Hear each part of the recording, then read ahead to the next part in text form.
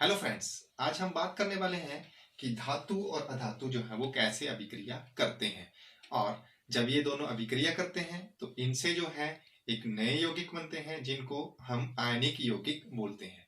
तो ये आयनिक यौगिकों का निर्माण जो है ये कैसे होता है ये भी हम इसमें देखेंगे। तो जो धातु होते हैं उनके पास एक से लेके तीन संयोजकता इलेक्ट्रॉन जो है वो हो सकते हैं, मतलब या एक हो सकता है या दो हो सकता है या तीन हो सकता है। इसी तरह अधातु जो होते हैं उनमें 5 से लेके 7 संयोजकता इलेक्ट्रॉन जो है वो हो सकते हैं। अब बात यह है कि ये संयोजकता इलेक्ट्रॉन होते क्या है। तो किसी भी तत्व का जो बाहरी कक्ष होता है उसमें जो इलेक्ट्रॉन होते हैं उनको हम संयोजकता इलेक्ट्रॉन जो है वो बोलते हैं। एग्जाम्पल जैसे सोडियम है तो इसकी परमाणु संख्या होती है 11 और अगर हम इसके इलेक्ट्रॉनों का वितरण करें विभिन्न कक्षों में तो आप देखेंगे कि इसके पास K में 2 इलेक्ट्रॉन और L में 8 और M कक्ष में जो 1 इलेक्ट्रॉन होता है।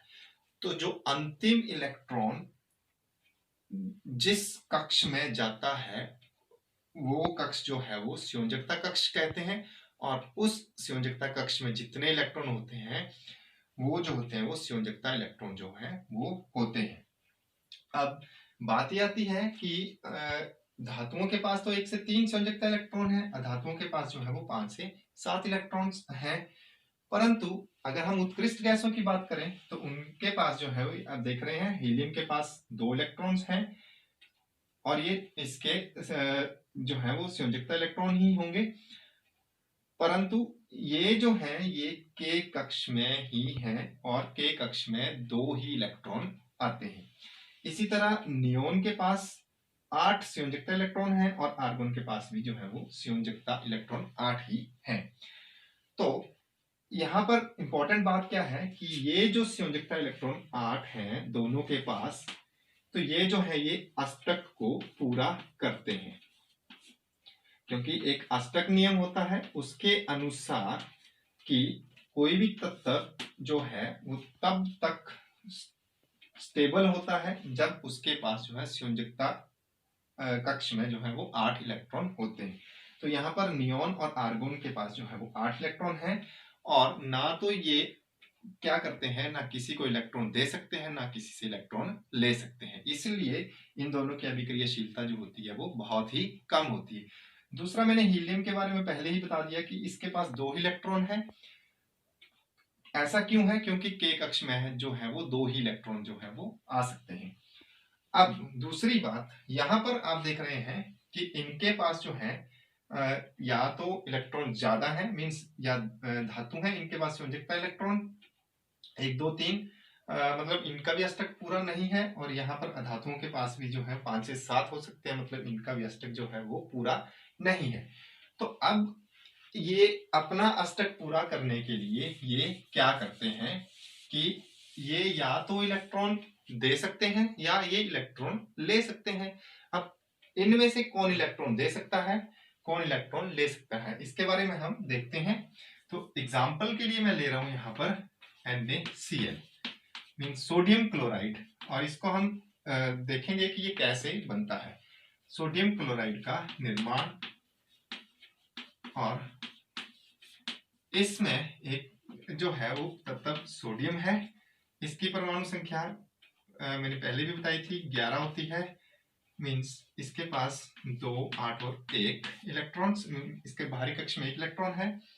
जब ये अपना 1 इलेक्ट्रॉन दे दे तो इसके पास जो है 10 इलेक्ट्रॉन रह जाते हैं और इसके ऊपर जो है वो पॉजिटिव मतलब धनायन बन जाता है, ये सोडियम धनायन प्लस इलेक्ट्रॉन। अब 1 इलेक्ट्रॉन जो है वो इसमें से निकल गया, मतलब इसके पास जो है वो जो धन आवेश है वो ज्यादा होता है, इस वजह से ये धनायन बन जाता है। दूसरा साथ में है क्लोरीन, इसकी परमाणु संख्या होती है 17 2 8 और 7।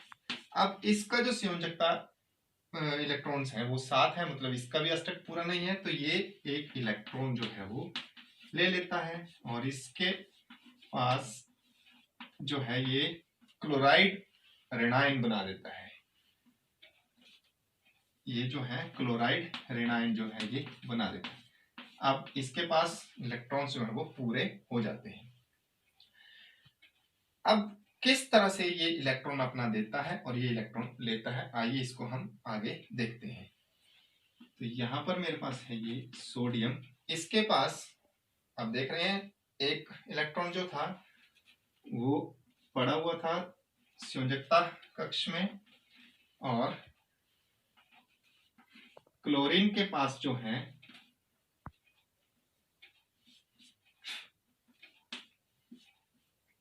यहां पर क्लोरीन के पास 7 इलेक्ट्रॉन है।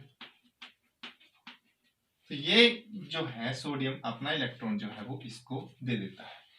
अब जब इसने अपना इलेक्ट्रॉन दे दिया तो इसका अष्टक भी पूरा हो जाता है और इसका भी पूरा हो जाता है, और इस तरह से जो है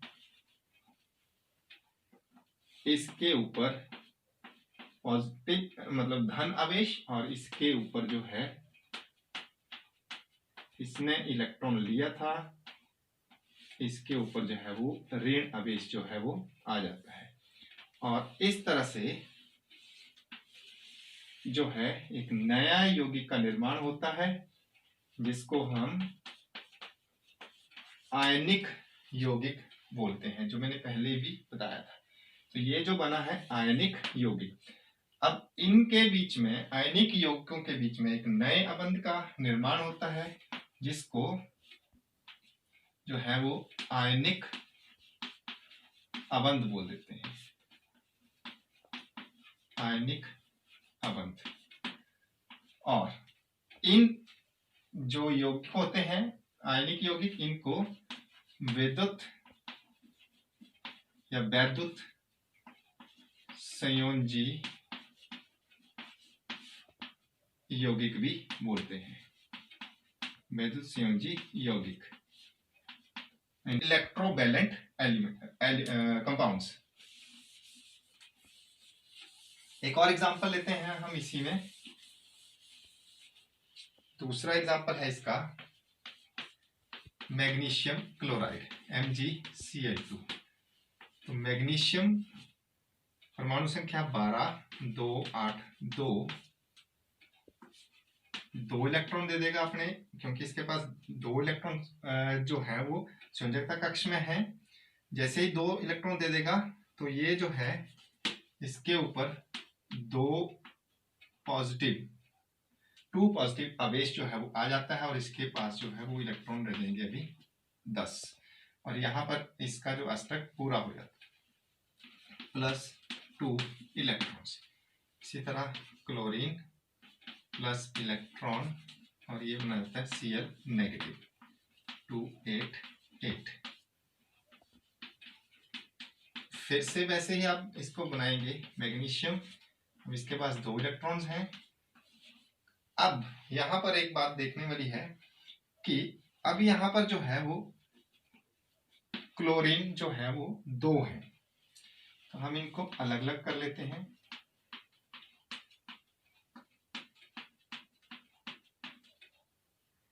अब एक इलेक्ट्रॉन इसको दे देगा, दूसरा इलेक्ट्रॉन जो है ये इसको दे देगा, और इसके ऊपर 2 पॉजिटिव आवेश, और इसके ऊपर जो है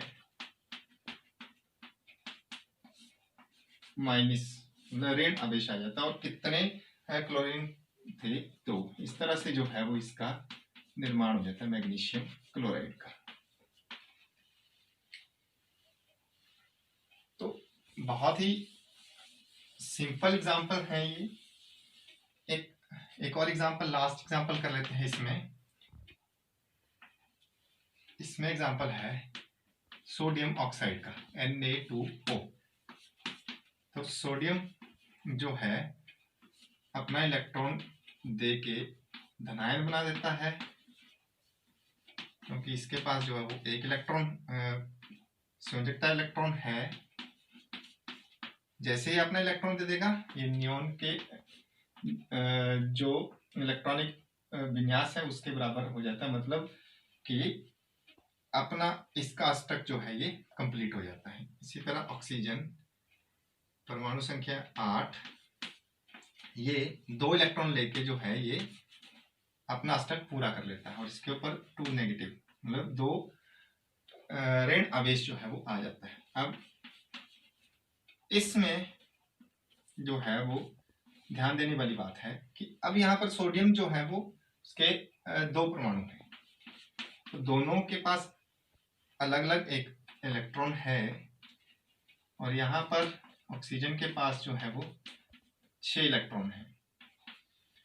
इसके पास 2 की कमी है और इन दोनों सोडियम के पास एक एक इलेक्ट्रॉन जो वो एक्स्ट्रा है। तो ये जैसे ही अपना इलेक्ट्रॉन इसको दे देंगे तो यहाँ पर जो है वो सोडियम के ऊपर धन आवेश और 2 सोडियम है, तो आप यहाँ लिख देंगे इसको, और ऑक्सीजन 2 इलेक्ट्रॉन ले रहा है तो इसके ऊपर 2 नेगेटिव मतलब 2 ऋण आवेश जो है वो इसके ऊपर आ जाएगा और ये जो है वो सोडियम Na2O यौगिक का निर्माण जो है वो हो जाता है। तो एक बार फिर से मैं बता देता हूँ कि ये जो है आयनिक यौगिक बन जाते हैं और इनके बीच में जो है वो आयनिक अबंध बनता है। आयनिक अबंध 2 विपरीत आवेश मतलब एक धन आवेश एक ऋण आवेश, इनकी वजह से जो है ये एक अबंध बनता है, उसको आयनिक अबंध बोलते हैं। और इस तरह के यौगिकों को हम जो है वैद्युत संयोजी यौगिक जो है वो बोलते हैं, वैद्युत संयोजी यौगिक मीन्स इलेक्ट्रोवैलेंट कंपाउंड्स। स्टूडेंट्स, हमने अभी तक इसमें देखा था कि किस तरह से ये आयनिक यौगिक बनते हैं और आयनिक यौगिकों में एक ऋणायन होता है और एक जो है वो धनायन होता है और इस तरह के यौगिकों को हम वैद्युत संयोजी यौगिक यानी कि इलेक्ट्रोवैलेंट कंपाउंड्स बोलते हैं। अब हम बात करेंगे कि इनकी जो प्रॉपर्टीज़ होती हैं वो किस तरह की होती हैं। तो सबसे पहले इनका जो गुणधर्म होता है वो है भौतिक प्रकृति यानी कि फिजिकल स्टेट। अब भौतिक प्रकृति की जब बात आती है तो इसमें हमने पहले भी बात कर ली है कि ये जो आयनिक यौगिक होते हैं इनमें एक धन आयन होता है और एक ऋण आयन होता है। अब इन दोनों ही आयनों के बीच में एक बहुत ही स्ट्रॉन्ग फोर्स ऑफ अट्रैक्शन होती है जिसे हम इलेक्ट्रोस्टैटिक फोर्स ऑफ अट्रैक्शन बोलते हैं। ये इलेक्ट्रोस्टैटिक फोर्स ऑफ अट्रैक्शन और मजबूत आकर्षण बल जो होता है इसकी वजह से ये आयनिक यौगिक ठोस होते हैं और ये कठोर होते हैं। इसके अलावा ये जो आयनिक यौगिक हैं ये भंगुर यानी कि ब्रिटल होते हैं और जब इनके ऊपर प्रेशर अप्लाई किया जाता है तो ये छोटे छोटे टुकड़ों में टूट जाते हैं।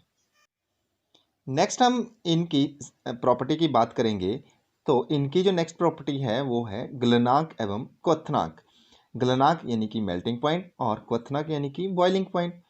तो ये जो आयनिक यौगिक होते हैं इनका गलनांक और क्वथनांक बहुत अधिक होता है। ऐसा इसलिए होता है क्योंकि इनके बीच में मजबूत आकर्षण बल होता है और इस मजबूत अंतर आयनिक आकर्षण बल को तोड़ने के लिए बहुत ज़्यादा ऊर्जा की आवश्यकता होती है। उसी वजह से इनका गलनांक और क्वथनांक जो है वो बहुत ज़्यादा होता है। नेक्स्ट जो इनकी प्रॉपर्टी है वो है घुलनशीलता यानी कि सॉल्युबिलिटी। तो ये जो आयनिक यौगिक होते हैं ये नॉर्मली जल में घुलनशील होते हैं और ये केरोसिन तेल पेट्रोल जैसे बाकी के जो विलायक होते हैं उनमें ये विलेय यानी कि सॉल्युबल नहीं होते हैं। आयनिक यौगिकों की नेक्स्ट प्रॉपर्टी है विद्युत चालकता यानी कंडक्शन ऑफ इलेक्ट्रिसिटी। तो किसी भी सॉल्यूशन में से इलेक्ट्रिसिटी तभी पास होती है जब उसमें जो आयंस प्रेजेंट होते हैं वो मूवमेंट करना स्टार्ट करते हैं, या हम ऐसे कह सकते हैं कि विलयन में से विद्युत का चालन तभी होता है जब उसमें जो चार्ज पार्टिकल होते हैं वो मूवमेंट करना स्टार्ट करते हैं। आयनिक यौगिकों को वाटर में मिलाने से उनका एक्वस सॉल्यूशन यानी कि जलीय विलयन बन जाता है और इस एक्वस सॉल्यूशन में आयंस जो हैं वो प्रेजेंट होते हैं। जब इस एक्वा सॉल्यूशन में से इलेक्ट्रिसिटी पास कराई जाती है तो इस सॉल्यूशन में जो आयन प्रेजेंट होते हैं वो ऑपोजिट इलेक्ट्रोड की ओर मूव करना स्टार्ट कर देते हैं। इसी वजह से आयनिक यौगिकों के जो एक्वा सॉल्यूशन होते हैं वो इलेक्ट्रिसिटी कंडक्ट करते हैं। आयनिक यौगिकों के एक्वा सॉल्यूशंस तो इलेक्ट्रिसिटी कंडक्ट करते हैं, तो क्या ये सॉलिड स्टेट में भी इलेक्ट्रिसिटी कंडक्ट करते हैं? नहीं, ये सॉलिड स्टेट में इलेक्ट्रिसिटी कंडक्ट नहीं करते हैं, क्योंकि सॉलिड स्टेट में इनके बीच में जो आयंस प्रेजेंट होते हैं उनमें मूवमेंट नहीं होती है।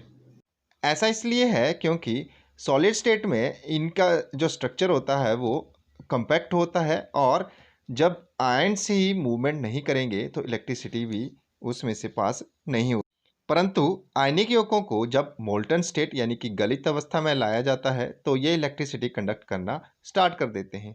ऐसा इसलिए होता है क्योंकि मोल्टन स्टेट में जो ऑपोजिटली चार्ज्ड आयंस होते हैं उनके बीच में जो आकर्षण बल यानी कि अट्रैक्शन फोर्स होती है वो वीक हो जाती है, और जो आयंस होते हैं वो फ्रीली मूव करना स्टार्ट कर देते हैं, जिस वजह से ये इलेक्ट्रिसिटी कंडक्ट करना स्टार्ट कर देते हैं।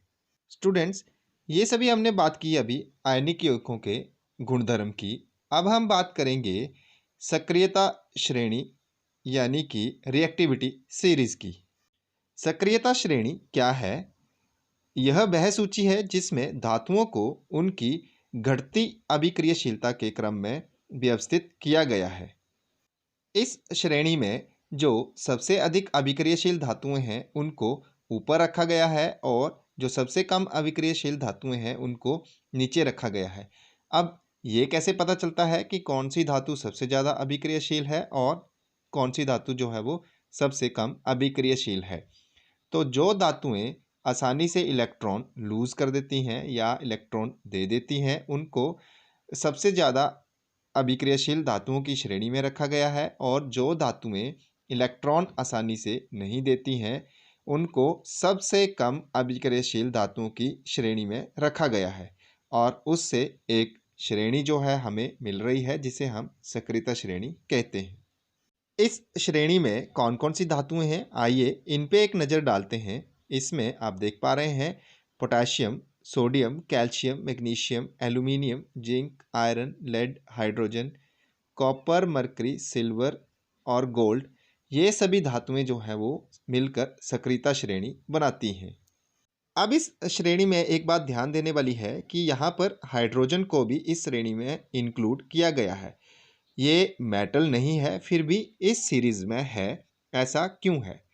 ऐसा इसलिए है क्योंकि हाइड्रोजन इलेक्ट्रॉन लूज करके H पॉजिटिव आयन बना देता है, और इसके अलावा इसकी जो रिएक्टिविटी होती है वो मेटल की रिएक्टिविटी से कंपेयर करने के लिए इसको इस श्रेणी में इंक्लूड किया गया है।